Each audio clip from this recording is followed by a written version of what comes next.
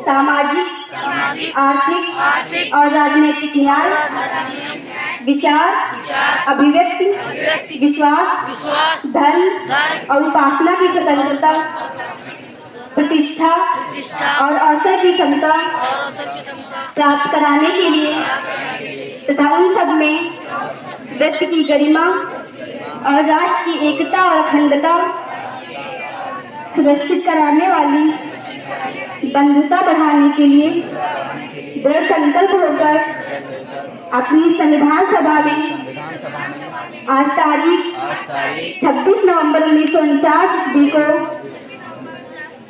इस द्वारा इस संविधान को अंगीकृत, अधिनियमित और आत्मर्पित करते हैं।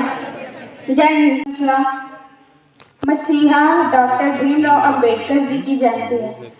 डॉक्टर भीमराव अंबेडकर साहब दलित परिवार से थे, इसलिए उन्हें अछूत समझा जाता था।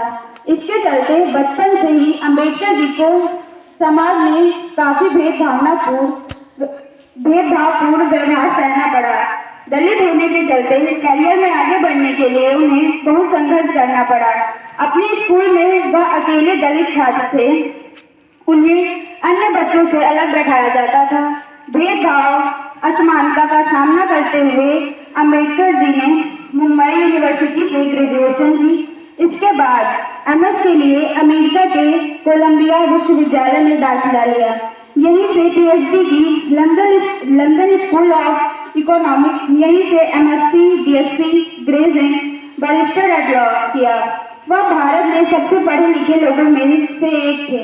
अंबेडकर जी संविधान की आवश्यकता होती है। ऐसा कोई मुल्क नहीं है जहां लोकतंत्र हो और वो देश बिना संविधान के चल रहा हो। राजतंत्र में भी संविधान हो सकता है, लेकिन लोकतंत्र में तो संविधान होना ही होना है। यह संविधान हमें क्यों आवश्यक होता है, इसकी जरूरत क्या है? संविधान यह बताता है कि जो शासक होगा उसका चुनाव कैसे किया जाए। क्योंकि राजतंत्र और लोकतंत्र में क्या डिफरेंस है? बेसिक डिफरेंस क्या है? बेसिक डिफरेंस ये है कि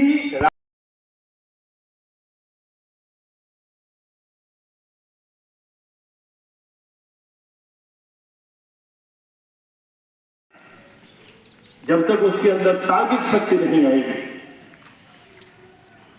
जब तक उसको ये नहीं बताया जाएगा कि हर किसी के अंदर में वह इंसान भरा पड़ा है, इंसानियत है, चाहे किसी भी जात धर्म संप्रदाय में पैदा हुआ हो, हर किसी का सम्मान है, जब तक वो ये नहीं जानेगा, जब तक वो स्वीकार नहीं करना सीखेगा, तब तक समाज एक नहीं हो सकता।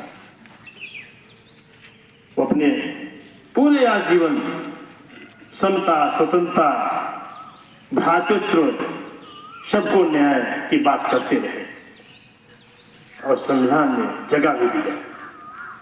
हमारे प्रियम्बल में वह जगह है, वह स्थान है जो संविधान की आत्मा है।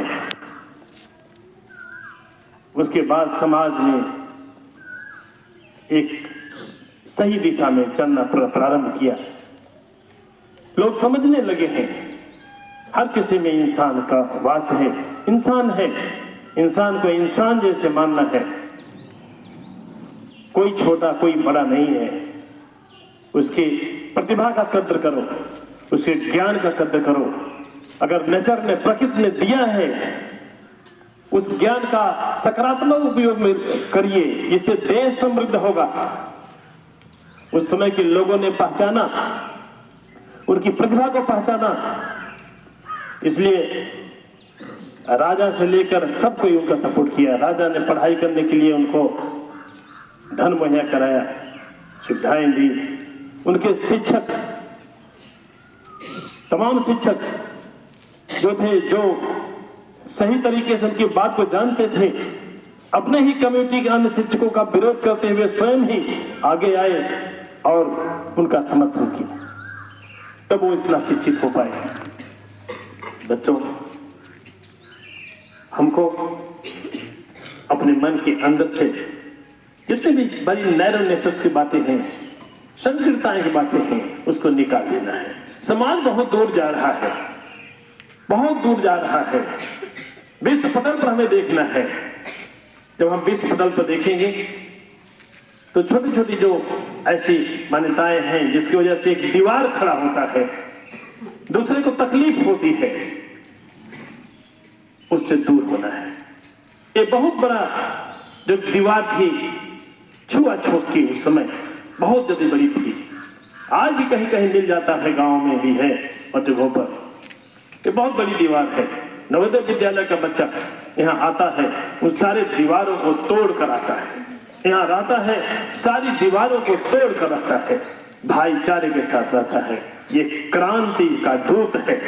यहाँ के पढ़ने वाले सारे बच्चे वो क्रांति के दूत हैं, समाज के एक अच्छे अच्छे निर्माता हैं। वो जहां भी जाएंगे इस मानसिकता के साथ जाएंगे और वो इन सब चीजों पर ध्यान नहीं देंगे जिससे समाज बढ़ता है। इसलिए अगर उस समय का समाज डॉक्टर B.R. अम्बेडकर के ज्ञान का लाभ नहीं लिया होता, संविधान सभा में जगह नहीं मिली होती, क्या इस प्रकार के संविधान की हम उम्मीद कर सकते थे? नहीं कर सकते थे। इसलिए किसी भी जाति धर्म संविधान में पैदा होने वाला व्यक्ति अगर उसके अंदर नॉलेज है, अगर उसके अंदर ज्ञान है, अगर उसके अंदर प्रतिभा है, तो उस समय के जागरूक जो समय के लोग हैं उनका ये दायित्व बनता है कि उस प्रतिभा को सामने ले आए, जो कि हमारे देश ने ले आया। हमारे देश के लोग ले आए। इसलिए जो लोग ले आए वो भी कम